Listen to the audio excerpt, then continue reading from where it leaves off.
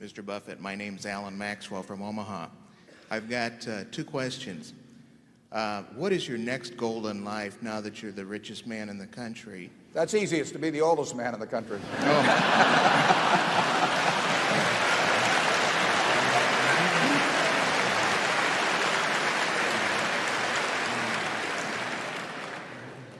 Secondly, you talk about good management with corporations and that you try and buy companies with good management.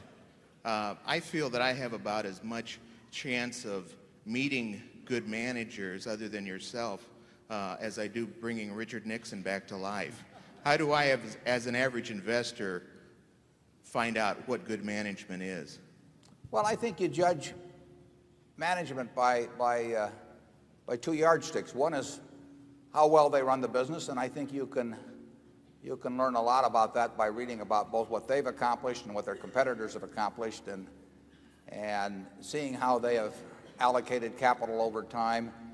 You have to have some understanding of the hand they were dealt when they themselves got a chance to play the hand. But if you understand something about the business they're in, and you can't understand it in every business, but you can find industries or companies where you can't understand it, then you simply want to look at how well they have been doing in playing the hand essentially that's been dealt with them. And then the second thing you want to figure out is how well that they treat their owners.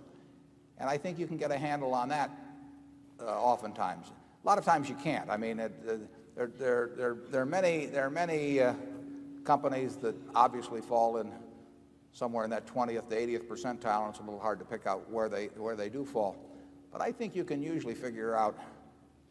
I mean, it's not hard to figure out that, say, Bill Gates or Tom Murphy or Don Keogh or people like that are really outstanding managers, and it's hard to figure out who they're working for. And I could give you some cases on the other end of the spectrum too. It's interesting how often the ones that, in my view, are the poor managers also turn out to be the ones that really don't think that much about the shareholders too. The two often go hand in hand. But I think reading of reports, reading of competitors' reports, I think you'll get a fix on that in some cases. You don't have to make 100 correct judgments in this business or 50 correct judgments. You only have to make a few. And that's all we try to do. And generally speaking, the conclusions I've come to about managers have really come about the same way you could make yours. I mean, they've come about by reading reports rather than any intimate personal knowledge or knowing them personally at all. So read the proxy statements, see what they think of, see how they treat themselves versus how they treat the shareholders, and look at what they have accomplished considering what the hand was that they were dealt when they took over, compared to what is going on in the industry. And I think you can figure it out sometimes. You don't have to figure it out very often. Charlie? Nothing to add. No.